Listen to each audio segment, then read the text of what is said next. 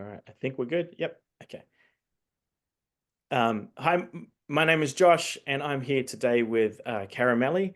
And I got to spend a lot of time with Karameli a couple of years ago as she went through a part of her coaching journey. And I'm just going to get her to talk a little bit about that.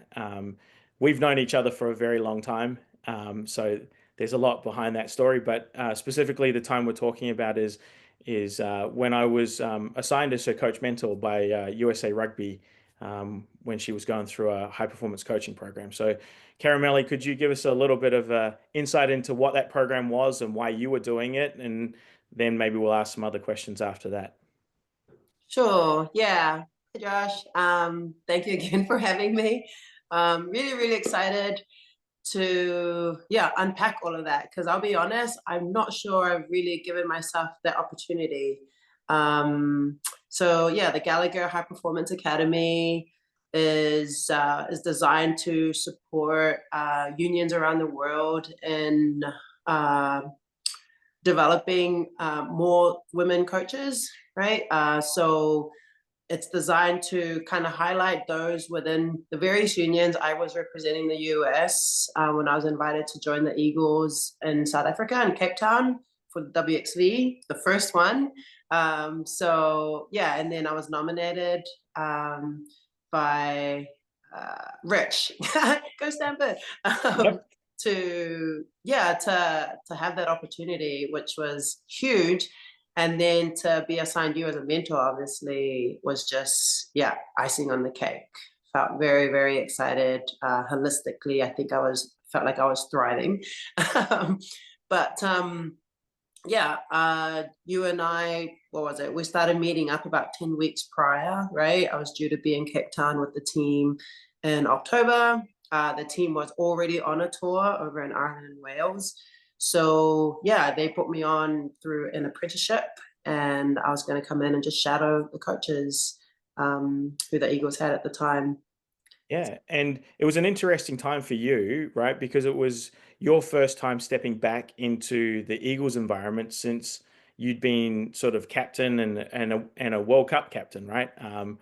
You'd led the team to a World Cup semi-final, and now you were sort of reintroducing yourself into that environment in a very different role. And I just wonder, we had a lot of conversations about that, but I wonder if you could talk about your experience, um, you know, transitioning the idea that you're a player leader into this idea that you are now a facilitator of players' growth. Mm. Oh man, I totally forgot about that part. And because that's probably one of my favorite things about being assigned you as a mentor, because as amazing as you are as a scrum coach, a rugby coach, set piece coach, I think where you and I have always connected is understanding that, for us to show up for our athletes, we get to show up for ourselves. So we've both been very intentional with inner work. And when we had that topic during our chats about what anticipating what could come up for me, right? Physically being in that space again for the first time.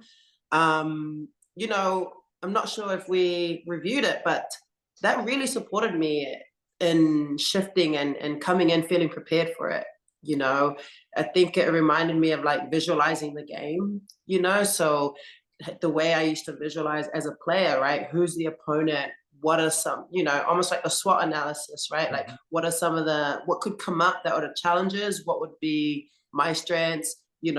How would I navigate it? And I really appreciated that chat because, it's often something that I could have easily just shown up and been kind of listen, like all of a sudden my body kind of taking over, and then I would have probably just gaslit myself and just been like, it's fine, where everyone's fine, but instead, by you and I really unpacking that, I was able to show up super grounded, right? Grounded in who I am in my new role, and it allowed me to serve the space and serve the players and those coaches from a much more empowered place.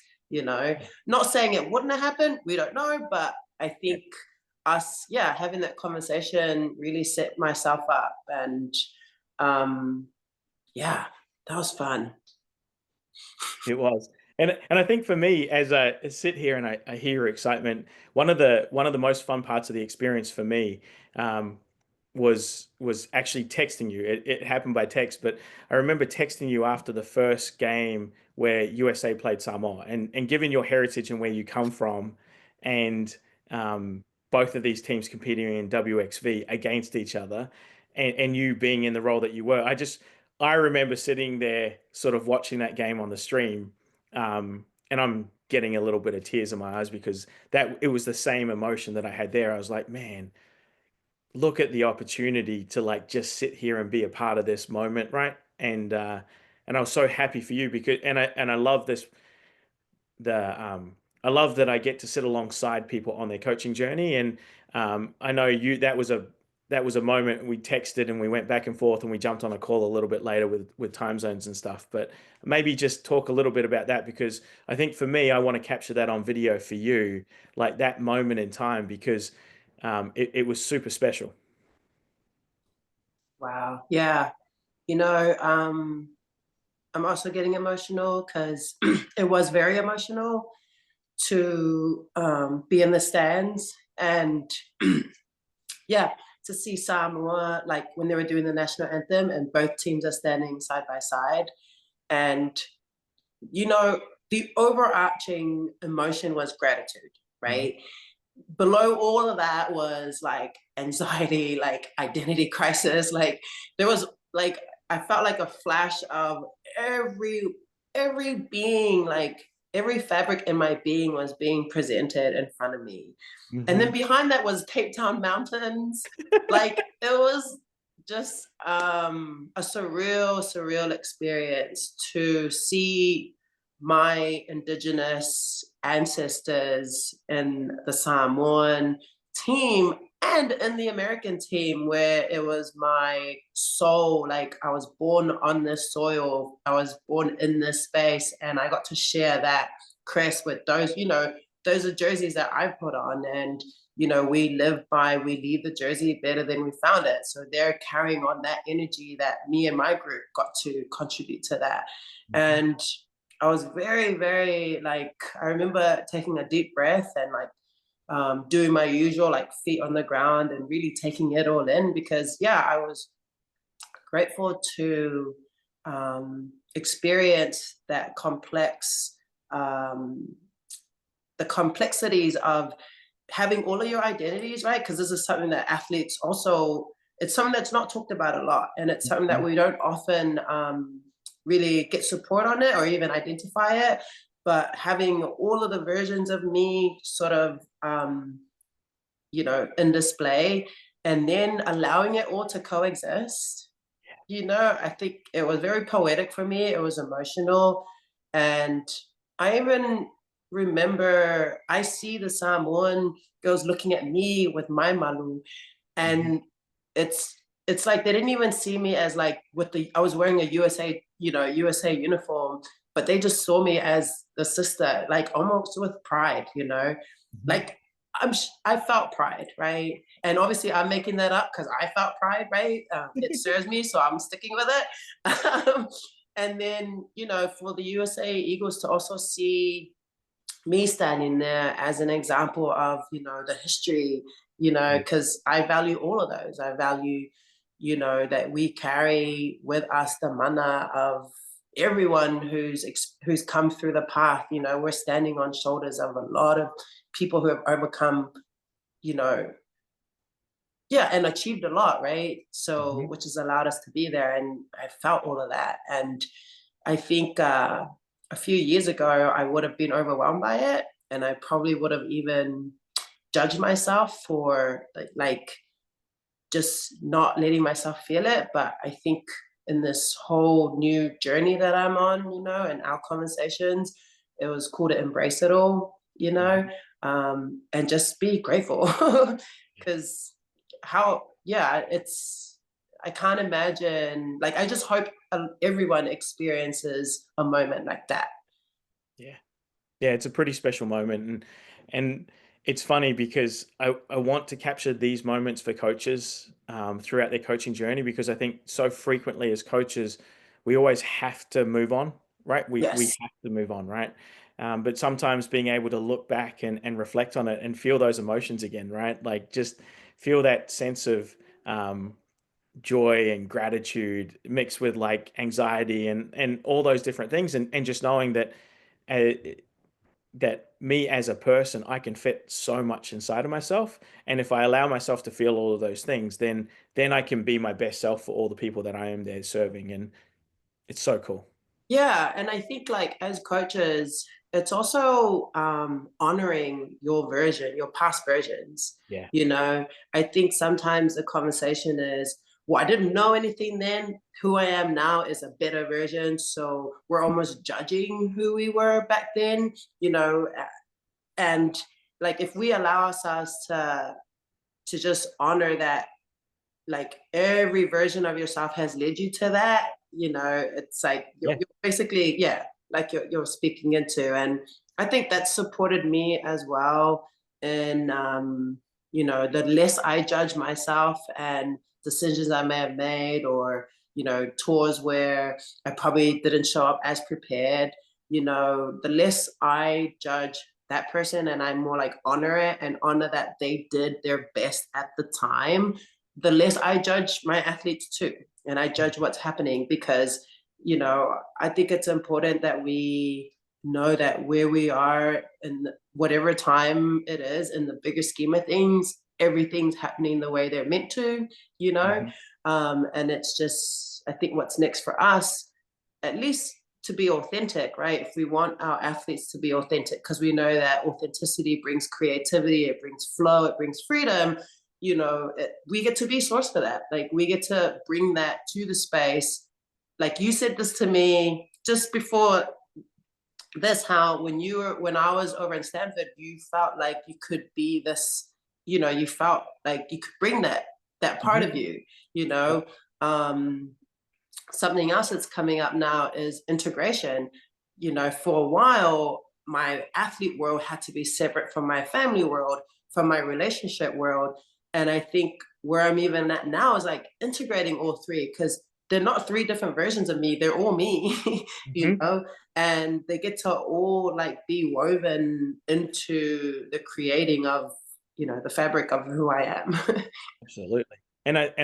I've heard this recently in different times at different places. You'll exaggerate different parts of your personality, right? Because it serves you better to exaggerate that part of it, right? Like if you're playing, you need to bring that fierceness and you exaggerate that Yeah. warrior spirit, right? Yeah. But at times you need to exaggerate the nurturing spirit or whatever that happens to be. And um, I love this idea that it's all authentic, right? Like, but we exaggerate based on the need that we see in front of us.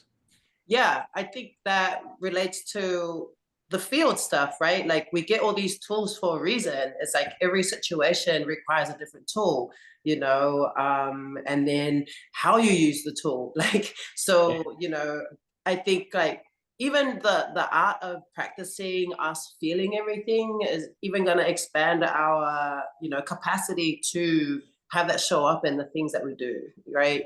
So I think for rugby, like recently I played in Vegas, rugby league in nines. And, you know, what was cool is T, who was the hooker, was like, I felt like we had so much time to communicate. Hmm. And when we went around the circle before that and people were talking about, you know, I've been a coach for a minute, I haven't really played, but it was so cool to be part of a team again. But we were going around the circle talking about strengths. And for the first time, I said my strengths are vision and communication. You know, before that, it was offload, I tackle, it was all of that stuff. But, and then I noticed that once I put vision and communication into the space, others started bringing in, oh, yeah, I'm good at seeing this, you know, and it's like almost, again, when we step into our authenticity and we back that what's coming up for us is what's needed, like Hmm. watch how it impacts everything around us, you know, and everyone. So yeah, that's what was coming up for me. And it's interesting that you say that because our conversations, they always followed like a loose get to where are we today, right? Like it always started with where are we today, and Right. then and like there was some technical tactical stuff that we talked about, and then there was some stuff that just very organically we spoke about. And one of those times I remember asking you, what do you want to do with your coaching, right? Because we'd had over the course of sort of 6 weeks, you sort of floated back and forth between different ideas of what future vision of Karameli coaching was going to be. Mm. I remember after you coming back from the WXV camp, you were like, "I want to do it. I really want to do this." And now you're about to start on a new adventure, right? And and that's really exciting because it's amazing how you can have um, sort of almost like a mirage, like future vision of self, and then it kind of solidifies into something else when you just trust that the time will come. Yeah, I think that's probably, I ended up being looking forward to our sessions so much. And I think what you're speaking into is why that I'm literally just presenting that's coming to me right now. I thought it was just because you're hilarious. But no, like I think my body felt like our chats would always have me feel validated, feel confident, and you always allowed me to just unpack because I was very scattered, you know. I think the scatteredness came from the fact that my goal was to just move and get in front of people. So it meant it was high turnover programs, people, and I was kind of judging myself with how scattered I was. But you never made me feel like that. You just kind of accepted me for where I was. And I felt like every call we had, yeah, I think I was the one that's like, okay, tell me more about the scrum. And then we would talk about it. And then we would always end up, like, I think one of my favorite things you asked was, what characteristics would each person in the scrum be, right? Like that was my homework at the start. And I was like, oh, cool. And I remember like going through it and not even completing it because I was overthinking it. But even that exercise, I don't know if your intention at the time was just to have me shift into thinking from that frequency, right? Yep. And trusting the mechanics is the easy part. It's Hmm. really like knowing what each role like mentally, emotionally gets to bring. And you just like kind of you really took my level of consciousness about that to like a new level. And my intention with that was like to get you thinking about like how do you actually see those people, right? Because what becomes your comparison point and the technical and tactical we'll teach very similar things to a lot of different people, but like Mm, how you see those people in those spaces and the roles you're asking them to play, yeah. it all comes into how you frame them. And I think as coaches, sometimes it's a fun experiment to like tractor beam out ourselves up to like, I was just at the Air and Space Museum, so the USS Enterprise level, and we're looking at Earth from very far away, and we start just thinking about like actually how do I see these people, right? What personalities do they bring? What strengths do I really need them to exhibit in these different spaces? And I like doing that because it gets you just thinking about coaching and the people and the group that you're coaching first Mm, as opposed to the things that you're asking them to do. And I think sometimes when we think about the things we're asking them to do first, we forget about the people that we're actually there cultivating. yeah. Um, Yeah, you nailed it. That's literally like since that whole experience, it's really my standard now, right? And I recognize too in sport, it's still a little woo-woo for some, like I definitely know for sure when I'm asking like anyone going, how are you? They're like, wait, what? And I'm like, yeah, how are you? Or like, how was the event you told me you had over the weekend? Yep. And it's probably my favorite flex because I get that listening is something that people assume no one does. So like any opportunity where I can have someone feel heard, I'm like, boom. So yeah, I love that about that you highlighting that for me. I know that that's important to you. Obviously, that's what you used. That was your approach even with myself. But like, I think, that was the incident, but the long term, what that sparked for me, along with, the work that I was doing that I told you about, Yeah. it's just, it's like the perfect marriage almost. Or I can see now where that season was so necessary for where I am now. Yeah. You know, like the new opportunity here to work at Brown uh, really had me even change my goals. I'm now ready to leave the city all of a sudden. And I'm now ready to, build some roots, like I feel like that season was like go out and explore. And it allowed me to work with USA Eagles, with Jamaica Sevens. I coach with Serevi, like there's so many it's been a blast these last 7 years. Like financially, no, but I never went without, I was always just in abundance. And I think that's something that I think is the undertone here is like, how do we live from a world of abundance? How do we trust that as long as each day we're showing up in excellence and we're showing up living our values, the rest will just, and like trying to be in alignment as much as possible, right? Which takes being present and surrounding yourself with people who vibe up there too. Yeah. Like I'm so fortunate to have people like you, even Phaedra, Amy Marks, like even Rosalind, like so many people just like yeah, like we hype each other up. We genuinely want to see each other win, you Yes. know. Like that's for me is I hope that creates a ripple effect because I think everyone in the world should experience that with their Yeah. circles. Absolutely. And it's funny because as coaches, it's often very lonely, right? But when you have these people that invest in you constantly, right, and you sort of have that joy that fills you for the next, like, oh yeah, I'm going back. Yeah, I can't wait to get back, right? Like as opposed to, and so when you, and I think you nailed it. You need to have your circle, right? You need to have these different circles of people that fill you with love or fill you with what you need at that time, and having great friends, I think, is something that we need as coaches as well, right? Yeah, yes, totally. I think it's coaching is very isolating if you want it to be, Mhm. it's a choice. And I know asking for support is not the easiest thing for people to do.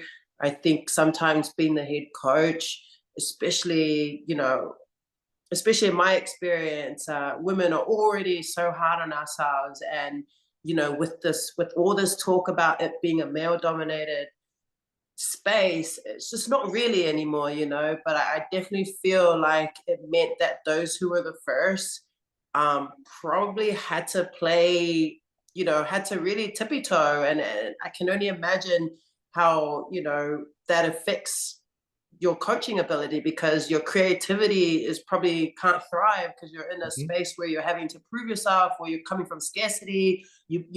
People don't want you to win, or people don't know how to support you. You don't even know how to ask for support because it's not something you've seen before, Mhm. so yeah, I think coaching doesn't have to be lonely, right? Like I think the more we reach out and ask for support, the more we'll find out people actually want to support. you Exactly. know, like Exactly. people, like for me, like such a breakthrough for me to even accept support and receive. Like I always get sad sometimes when I think about players in the past who have come up to me and taken their time out of their day to come and tell me the impact I've had on their life. And I would just be like, no, it was you. Like I'm thinking it's like the right thing to do to like, I'm thinking it's like this humility of like, no, I just do work, but I don't get to receive nothing. Like, and it's just like, all I'm doing is stopping them, giving them an opportunity to give. Yeah. you Yep. know. And once I learned that, and we want a world of givers, we want people to Hmm. give, we want people to give on the field, to give, you know, to come from a place of like, I'm so abundant that I have so much to share. And for me to like stop that, like I don't do that anymore, you know. Yeah, it's super cool. And it's such a cool thing to think about when someone wants to give you something like a compliment or just inspire you, um, to have the humility to like listen and accept what they're giving you is, um, I know I still really struggle with it. Mm, And it's probably something that I always struggle with. And I think some of it comes to growing up in New Zealand, right? Like you weren't supposed to revel in those compliments, when mm, I was growing up, and so learning how to take a compliment well, and learning how to take a thank you well, was also something that I, personally really struggled with. And so it's cool that you've made that turn, and because you do inspire so many people from so many different places. And I think my last question to you is like, you have this amazing, you said before, with the jersey you stood on the shoulders of lots of different people, but I also know in your life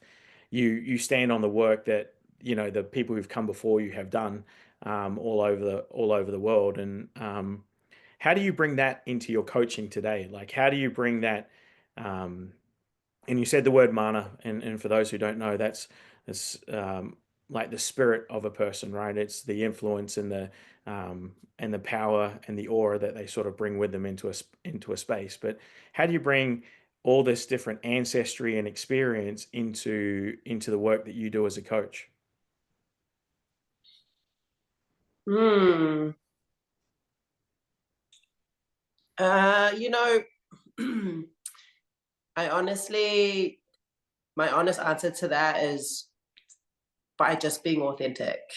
Mhm. I think showing up in a way where I'm so grounded in who I am and my makeup honors those before me, you know, because it's all transferred through, and I just happen to be, you know, in the mold right now. So anytime there's self-doubt that comes up, and that does come up, right? Like we're not saying that an elevated coach never has self-doubt and never, you know, has insecurities. I think uh embracing those two and knowing that that will always show up, you know, Mhm. because what you resist persists, right? So embracing that, you know what, I'm having a little bit of self-doubt right now, or I'm feeling kind of insecure. It's all normal. And then what I do is I remember who I am and where I'm from and how I'm meant to be here. This is exactly perfect. So why am I doubting it? Yep. You know? So yeah, I think that's the main way that I show up. Yeah. And you know, my hair is Yep. is a aesthetic way. It's I used to always have it in a bun like this, but I realize like I love it out, and sometimes the way people just immediately know that I'm Polynesian and are so open to tell me, I think is feedback that that's what's happening. Yep. And I love it when your hair's down because you just one, I miss having hair, so obviously I've got hair jealousy. Um, but two, it's like it's just also who you are, right? Like it's like hair down, and like you wear your hair different ways for different purposes. And I love the idea, and I've always seen this when I see you. And I remember you being named Eagles captain. I was like, oh, she's going to bring that presence, right? Just who you are to that role. And I really, for myself, I doubted whether who I was should be a coach for a long time.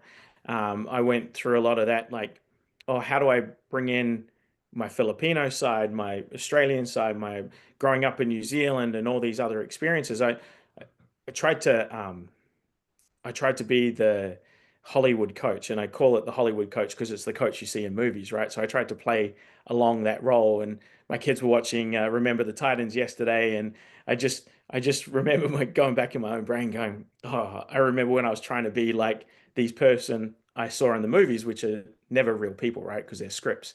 And I love your answer. It's just being who I am, right, in those spaces. And um, I think that Yeah, sometimes that's a hard thing for a young coach to do, right? right. Yeah, and look, it's I love that you just sort of gave me some examples because yeah, who I am is I love to host people. I love to have a good time. Like fun is important, right? And then as Polynesians, we're very generous. We're generous with Yes. our time. We're generous with our energy. Why? Because we trust the land fills us up. You know, Mhm. it's we just trust that. Um, but what you just said about oh, I lost my train of thought. All right. uh,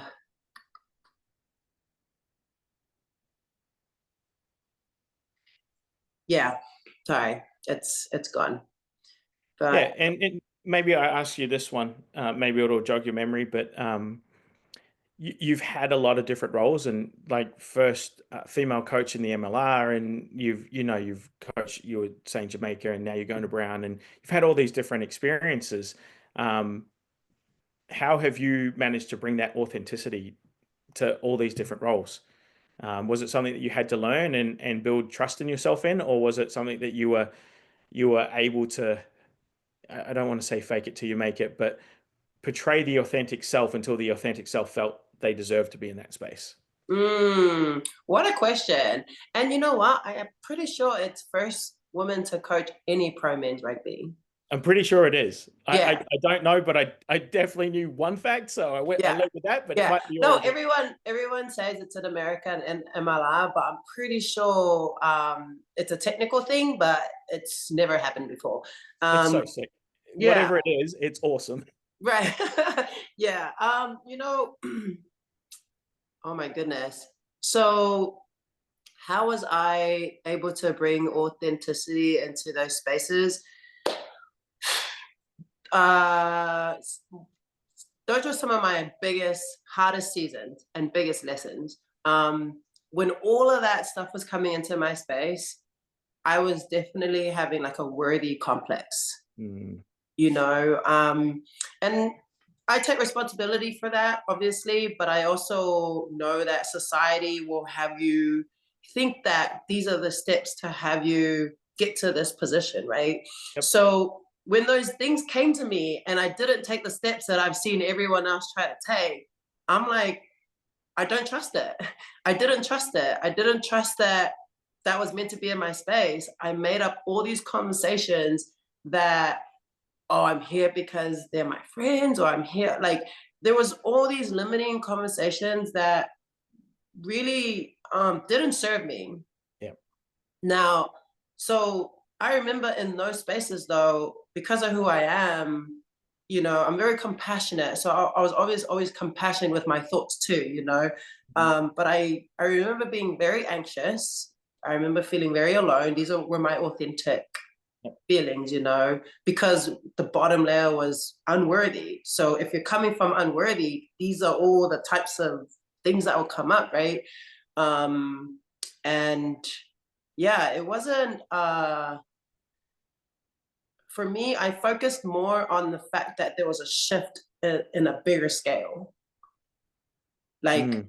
I focused on the fact that ESPN W are like, did you know that you're the first female to do this? And I'm like, it's 2019. Like, how? And I think once I focused on that, um, was I like, then I realized the impact. And I wish I kind of just went with that. But instead, that was happening. And there's me going, oh my God, like I have to learn line out to the scrums the same way as these other men do, like now I'm scouting men that I've never really worked with, like not at that level. Because I didn't believe at the time that all my experiences gave me the tools. I just didn't see it Yep. because I just wasn't yeah, it was from lack of acceptance. Yeah. Not, like not accepting your inheritance. Like, why not?